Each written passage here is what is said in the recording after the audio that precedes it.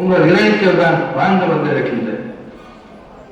என்னுடைய மனைவி ஜானகி அவர்கள் நமது மாபெரும் இயக்கமான அனைத்து இந்திய அண்ணா திராவிட முன்னேற்ற கழகத்திற்கு மிகப்பெரிய பங்களிப்பை அளிப்பதாக என்பதை உங்கள் அனைவருக்கும் தெரிந்தது.